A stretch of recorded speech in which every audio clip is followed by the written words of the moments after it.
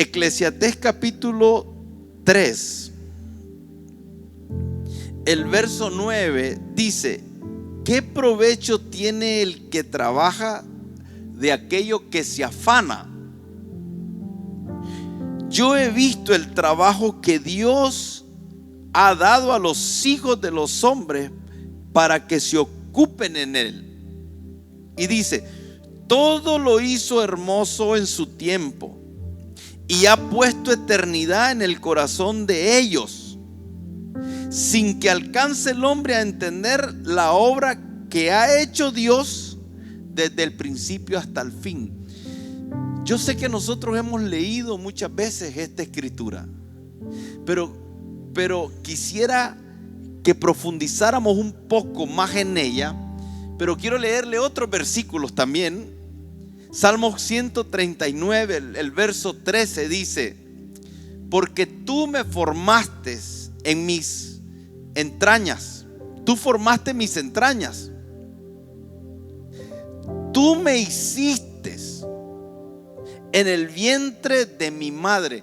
Esta es una de las razones por las que nosotros no creemos en la interrupción de la vida en el vientre. Porque en realidad lo que está diciendo aquí el Señor es que en el vientre de nuestra madre Él nos hizo. Hay algo que Dios está haciendo en el vientre de la mamá cuando la concepción se da. Hay una creación de Dios ahí, hay vida.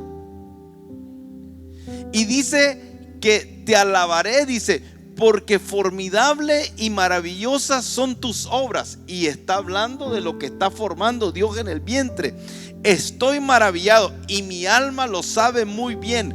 David tenía una revelación impresionante, porque David logró ver proféticamente cómo la formación de lo que él era se dio en el vientre, pero fue Dios quien lo estaba haciendo. Y dice: no fue encubierto de ti mi cuerpo, bien que en oculto fui formado y entretejido en lo más profundo de la tierra, mi embrión. ¿Cómo pueden interrumpir el proceso de una vida cuando el Señor aquí dice que ese embrión vieron tus ojos? Y escucha aquí, y dice: y en tu libro estaban escritas todas aquellas cosas que fueron luego formadas, sin faltar una de ellas. Esto es profundo.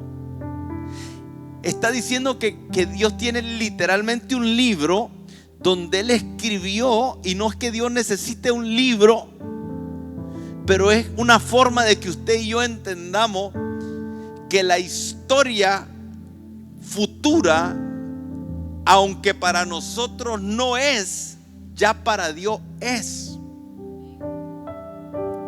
Y dice: y en tu libro estaban escritas todas aquellas cosas que luego fueron formadas, sin faltar ninguna de ellas. David está diciendo aquí: cuando yo estaba siendo formado física, espiritual, emocional, mentalmente en el vientre de mi madre, todo mi ser, alma, cuerpo y espíritu estaba siendo formado. Mientras que estaba siendo formado, ya habían cosas escritas que en un futuro se darían sin que faltara ninguna. Está hablando de propósito.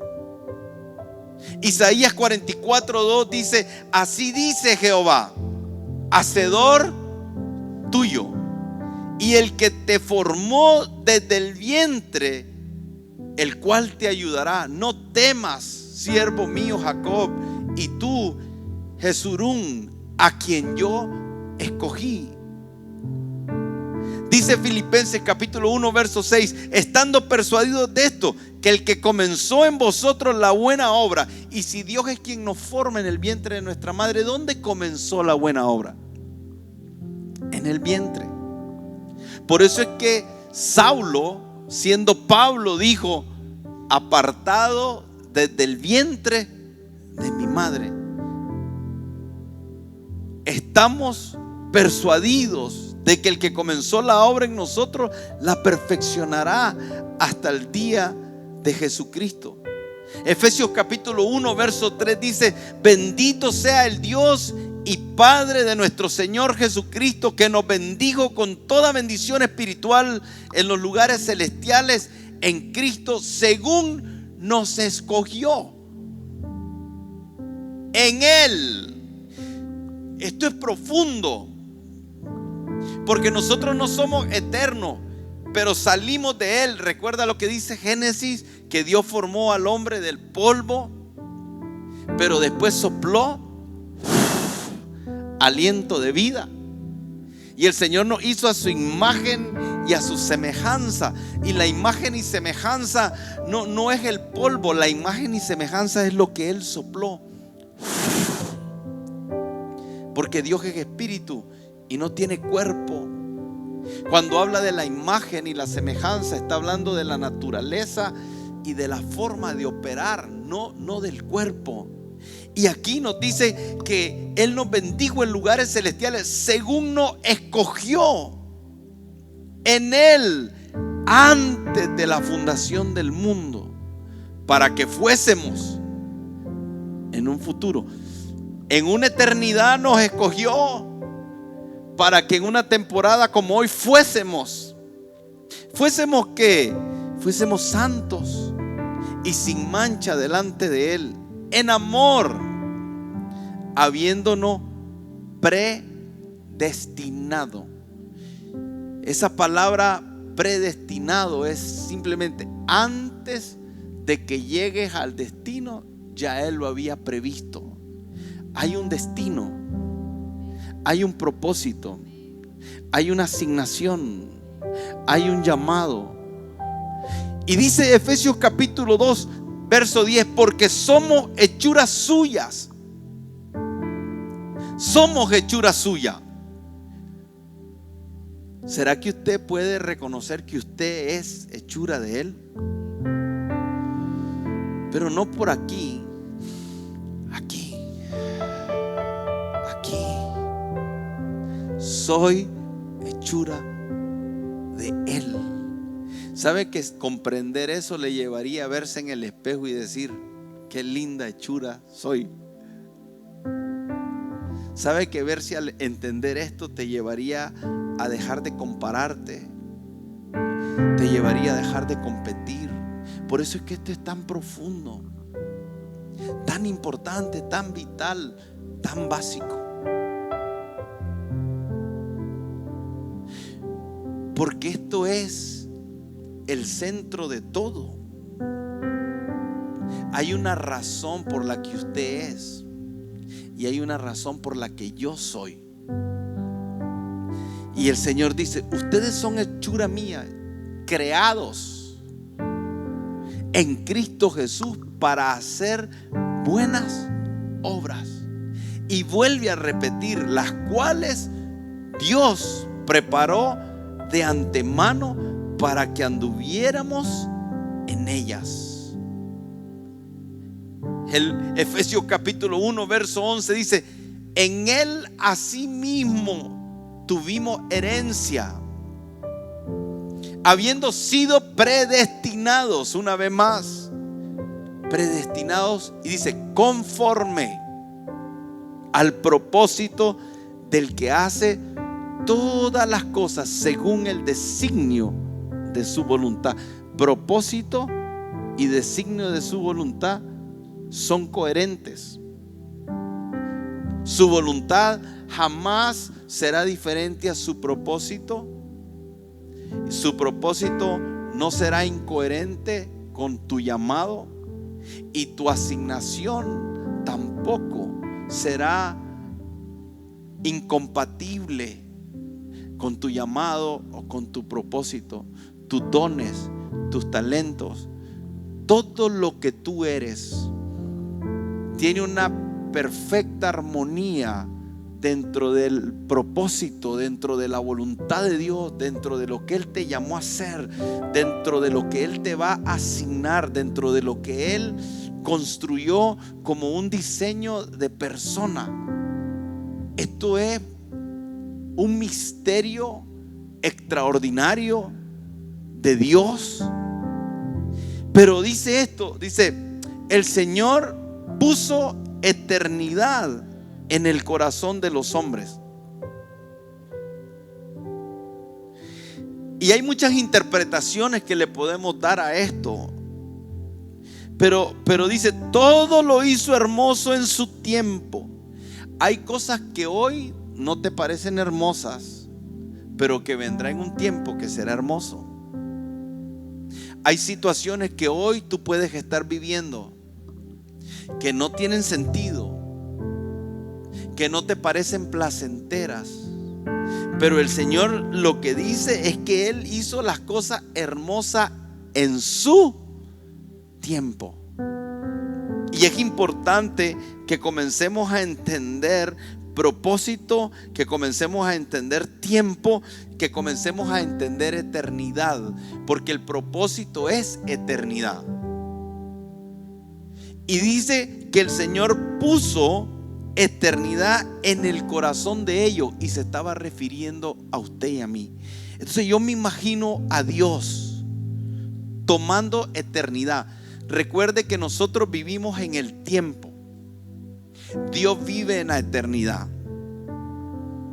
Y Dios creó el tiempo. Y hay diferentes tiempos. Está el tiempo como crono que conocemos, pero también hay un tiempo que es el tiempo de Dios para las cosas que Él preparó de antemanos. Y ahí es donde nosotros necesitamos aprender a entender lo que está diciendo el Señor cuando dice: yo puse eternidad en el corazón de ellos. Y es como que el Señor nos puso aquí en la tierra y vivimos, porque hay meses y hay horas, pero hay algo que el Señor tomó de la eternidad, lo tomó y lo agarró y lo puso en el corazón. Y lo dejó ahí.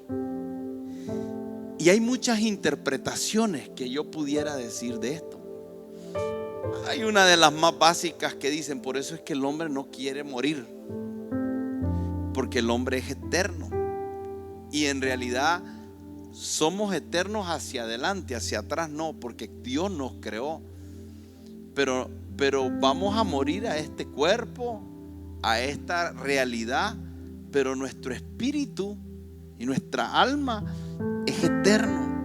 Entonces algunos dicen: esa eternidad es lo que hace que el hombre... No, yo no voy a decir que no es parte, pero me gusta el hecho de pensar y creer que hay algo que Dios puso aquí, no para que no lo descubramos, por el contrario, quiere que lo descubramos. Pero me llama la atención que la Escritura dice: sin que alcance el hombre a entender. Sin que alcance el hombre a entender la obra que ha hecho Dios desde el principio hasta el fin. Y pareciera que nos deja caer una bomba extraordinaria, porque la primera bomba que nos deja caer es wow. Te pregunto: ¿sabías que Dios había puesto eternidad en tu corazón? Y te voy a hacer otra pregunta: ¿qué significa esa eternidad que Dios puso en el corazón? Y me lleva a otra pregunta: ¿eres de los que no ha alcanzado a entender? ¿O eres de los que ya comenzó a entender? Porque yo quisiera decirte que lo entiendo todo, pero no lo entiendo todo. Estoy entendiendo en parte. Y el Señor ha venido revelando en parte. Pero te puedo decir que con esas pocas partes que el Señor ha revelado, me ha cambiado la vida. Cambió mi presente, cambió mi futuro y cambió mi pasado. Entender propósito y entender eternidad es algo que puede darle significado a tu vida y a la mía. Y no solamente darle significado hacia adelante, sino hacer un cambio de percepción profundo hacia cómo veo las cosas hacia atrás. Porque Pablo era perseguidor de la iglesia, pero cuando el Señor le muestra y le revela propósito, Pablo saca algo del espíritu donde dice: apartado desde el vientre de mi madre. Quiere decir que aún en aquello malo, él logró ver lo que nosotros hemos repetido muchas veces, pero no hemos entendido completamente, cuando Romanos capítulo 8 nos dice que a los que aman a Dios,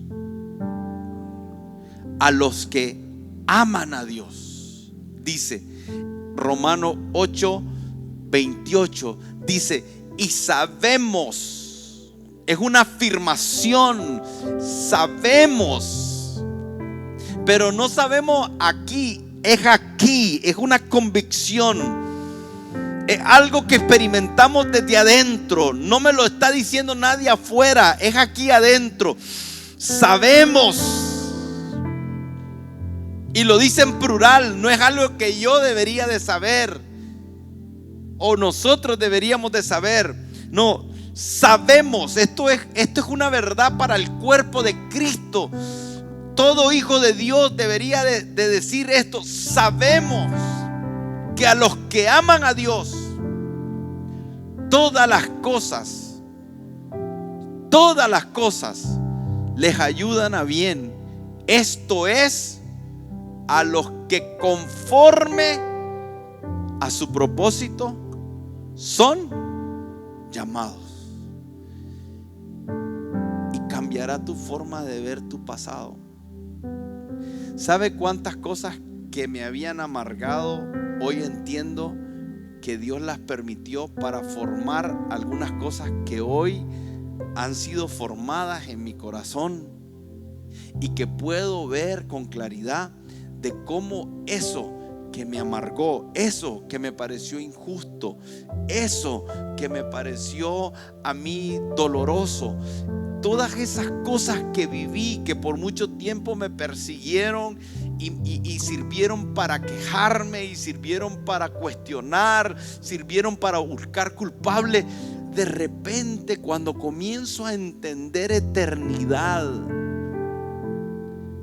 no es que Dios provocó el dolor, no es que Dios provocó el mal, no es que el Señor escribió en el libro: quiero que te abandone tu papá, quiero que te quedes huérfano, quiero que sufras hambre, quiero que sufras de rechazo, quiero que seas alguien solo, quiero que te menosprecien. No, el Señor no escribió eso. El diablo quiso escribir eso, porque él vino para matar, para robar y para destruir. Y lo que vino a matar, y lo que vino a robar, y lo que vino a destruir, no es tu matrimonio, es el propósito que Dios tiene para tu matrimonio. Él no vino a matar a tus hijos, Él vino a querer matar el propósito que Dios tiene con tus hijos. Él no vino para robarte el negocio. Él no le interesa tu dinero. Él vino para matar, para robar el propósito que Dios tiene con ese negocio que tú estás dirigiendo. El diablo lo que quiere matar, lo que quiere robar y lo que quiere destruir en usted y en mí es propósito. Él quiere matarte físicamente joven para que tú no hagas lo que Dios determinó que hagas en el tiempo que Dios creó que tú hicieras. Tenemos que aprender a ver espiritualmente que lo que estamos nosotros batallando en esta tierra, nuestra batalla de la fe que tenemos es en que podamos hacer las obras, las buenas obras que Dios preparó de antemano para que nosotros anduviésemos en ella. Y debatíamos con los pastores antes de predicar y la inquietud es ¿cómo hacemos para decirle a las personas cómo encontrar propósito? Y yo les decía, eso no nos compete a nosotros. Esto no es matemática. No hay una fórmula. 2 más 2 son 4. 4 y 2 son 6. 6 y 2 son 8. Y 8, 16. Hay que entender primero que Dios puso eternidad. La puso aquí adentro. Y que debemos de dejar de buscar afuera. ¿Cuál es mi propósito, pastor? Yo no lo puse. Yo no lo conozco. Tú lo tienes dentro. Dios sabe qué es. Y solo y solamente si a Dios le placiera hablarme y mostrarme lo que Él puso en tu corazón, tal vez yo te podría decir algo. Pero lo peor que te puede pasar es que alguien de afuera te diga lo que tú tienes dentro. Porque si el que está afuera ve lo que tú tienes dentro, pero tú que lo tienes dentro no lo ves, lo que te diga lo de afuera no puedes sostener lo que solo si Dios te revela y tú lo ves, hará que todo cobre una dimensión diferente. Hablar de propósito es hablar de la razón por la que yo estoy en esta tierra. El mundo se debate. ¿De dónde venimos? Dicen, del mono. Bueno, algunos parecemos mono. Y vio que dije parecemos, ¿va? Una larva que saltó del agua, que no sabemos cómo apareció en el agua, pero que saltó del agua. Y que todos esos que creen en la evolución tienen más fe que usted y que yo, porque creen en algo que dicen que ocurrió en 60 millones de años. Nadie lo vio, no hay prueba científica, pero creen, son gente de fe. Lo único que no en Dios. Entonces, ¿de dónde venimos? La Escritura me responde a mí. Dice que Dios nos creó en Él. O sea, salimos de Él. ¿Quién soy? Eso depende. ¿Quién te lo define? ¿Quién te define quién eres? ¿La gente o Dios? Entonces la gente está buscando ¿para qué estoy aquí? Está buscando ¿qué puedo hacer? Y el asunto es que muchos están buscando hacia dónde ir, qué va a pasar después de la vida. Y todo eso, todas esas cosas tienen que ver con propósito. Y las Escrituras a usted y a mí nos responden todas esas preguntas existenciales que el ser humano se hace. nos lo da. Le acabo de leer unos cuantos versículos de muchos, pero Jesús lo entendía diferente, porque Jesús caminaba por el mundo y decía: a mí el Padre me envió. Y quiere que le diga algo: usted y yo no somos diferentes a Jesús, en el sentido de que así como Jesús tenía un propósito por el cual Dios lo envió, así usted también y yo también tenemos un propósito por el cual Dios nos envió. No somos igual en el sentido de que Jesús era 100% Dios y 100% hombre, pero sí somos iguales en el sentido que así como Jesús podía decir: para esto he nacido. Cuando Poncio Pilato le preguntó y le dijo: ¿eres tú rey? Y Jesús le dijo: hey, yo para esto nací. Pero Jesús también dijo con claridad: mi reino no es de este mundo, pero yo para esto nací. Yo nací para hacer la voluntad de mi Padre. Yo he venido con el propósito de que la humanidad tenga vida y la tenga en abundancia. Yo estoy aquí para salvar al mundo. Y yo voy a ir de regreso al Padre. Jesús no fue un experimento. Hay palabras proféticas que se cumplieron a la perfección acerca de la vida que debía de tener Jesús. Cómo iba a nacer, dónde iba a nacer, cómo iba a morir, cómo iba a resucitar. Hay una descripción exacta. Y eso es lo mismo que está diciendo cuando dice que todas las cosas fueron escritas en su libro. Por eso se le llama el Cordero inmolado desde antes de la fundación del mundo. Pero dice de usted y de mí que nosotros fuimos escogidos desde antes de la fundación del mundo. Jesús no fue creado porque Él es Dios, pero fue inmolado desde antes de la fundación del mundo. Y ahí en esa categoría estamos nosotros. Qué impresionante es pensar que hay cosas que el Señor tiene escritas que yo debería de hacer después. Y déjeme decirle algo que me pueden llamar ridículo, pero ¿dónde cenar? ¿Con quién cenar? ¿De qué hablar? ¿Con quién hablar? ¿Con quién tener amistad? ¿Y con quién no tener amistad? ¿En qué país estar y en qué país no estar? ¿En qué lugar pudiera ser que trabaje y en qué lugar no debería estar? ¿A qué me debería, a qué carrera debería de dedicarme? Y usted dice: pastor, escuche, el libre albedrío no lo perdemos, pero hay una perfecta voluntad de Dios. Dice que Él escribió todas las cosas y en su libro estaban escritas todas aquellas cosas que debían de ser.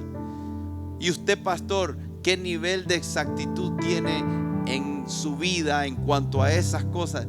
Y yo creo que todos nosotros no vamos a tener la medida del varón perfecto que es Cristo, porque Cristo dijo: yo solo digo lo que oigo al Padre y yo solo hago lo que he visto al Padre, y yo estoy aquí para hacer la voluntad de mi Padre. Por eso Jesús en muchas ocasiones dice: aún no es mi tiempo, aún no es mi tiempo.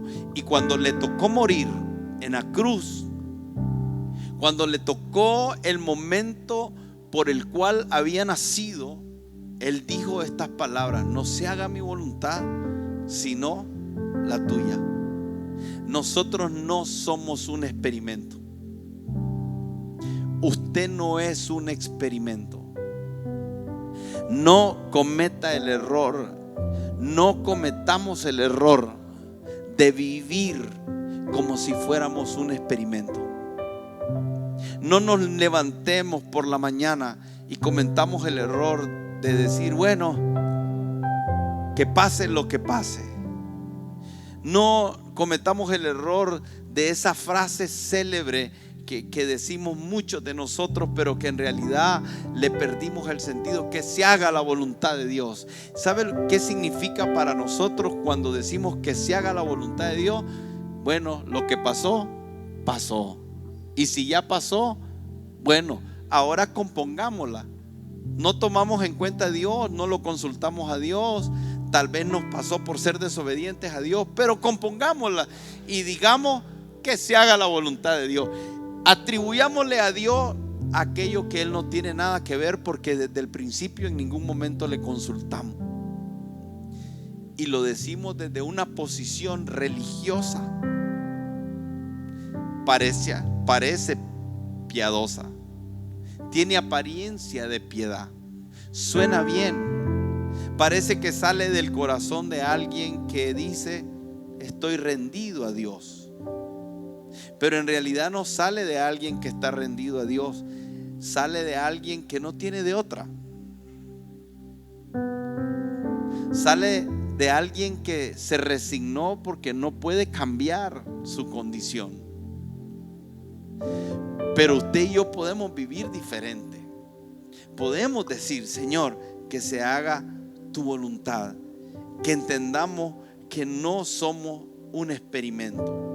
Entonces definamos propósito. Quiero que definamos propósito. Propósito es la intención original por la cual se creó algo. Usted y yo fuimos creados y hay una intención original por la cual nosotros fuimos creados. Propósito es el deseo o la voluntad del Creador para con algo. Entonces había un deseo en el corazón de Dios. Propósito es lo que motiva a que algo sea creado. Entonces, cuando Dios te formó, algo lo motivó. Había un deseo, una razón por la cual fuimos creados. El propósito es la fuente del destino que fue establecido por Dios. Cuando nosotros hablamos de destino, lo que estamos diciendo es: si yo camino en el propósito, me voy a lograr posicionar en aquel lugar que ha sido predestinado para mí. Hablar del propósito es hablar de la dirección final de mi vida. El propósito para mí no es ser evangélico. El propósito para mí no es irme al cielo. Ese no es el propósito. ¿Sabe lo que es la salvación? Es la activación del propósito. Cuando alguien recibe a Cristo, en realidad lo que está ocurriendo es la activación del diseño, de la intención original, del deseo de Dios, de lo que motivó a Dios, del destino. Se activa lo que el Señor está queriendo hacer contigo. Eso es lo que pasa. Antes de eso estábamos siendo robados, estábamos siendo destruidos por el enemigo. Entonces, entender propósito nos va a ayudar a mantener la concentración y a movernos en la dirección correcta. ¿Sabe por qué algunas personas se convierten al Señor cuando no tienen trabajo y después obtienen el trabajo y se regresan al mundo?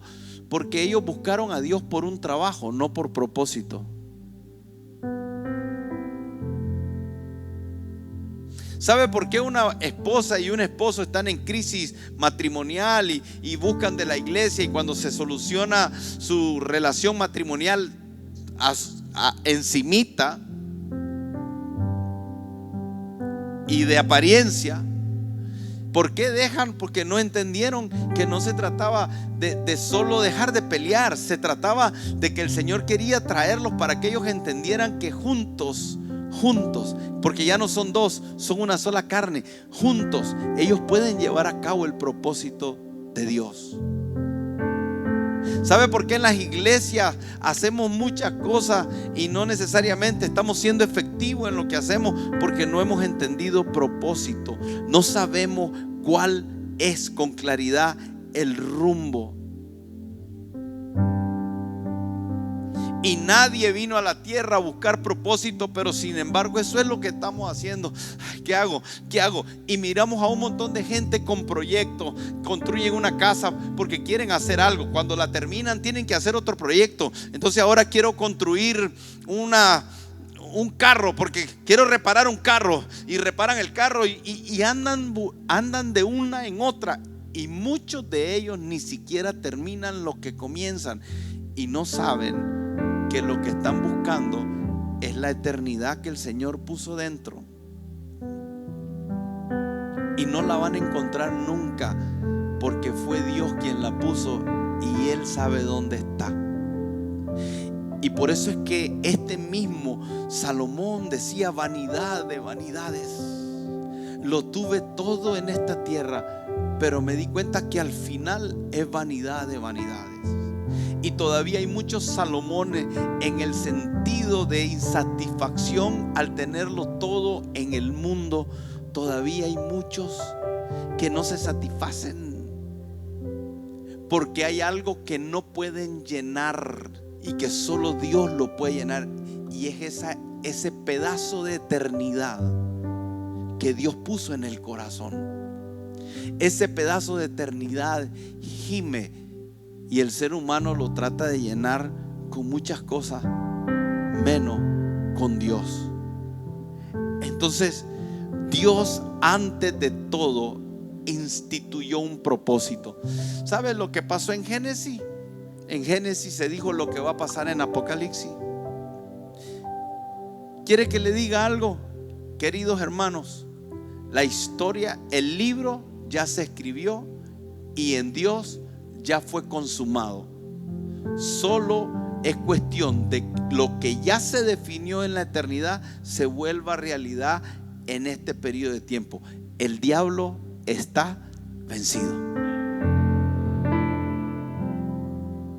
¿Sabe que la humanidad, nosotros tenemos que tener la perspectiva correcta? Porque nosotros estamos viendo y miramos todo, cómo va el mundo, y cómo va el mundo, y cómo va el mundo, y lo que está pasando aquí, y lo que está pasando allá.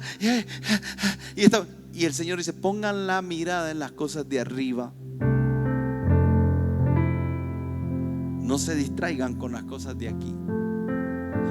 Pongan la mirada con las cosas de arriba. Acordaos de las cosas pasadas desde los tiempos antiguos, porque yo soy Dios y no hay otro Dios, y nada hay semejante a mí, que anuncio lo por venir desde el principio y desde la antigüedad lo que aún no era hecho, que digo: mi consejo, permanecerá, y haré todo lo que quiero.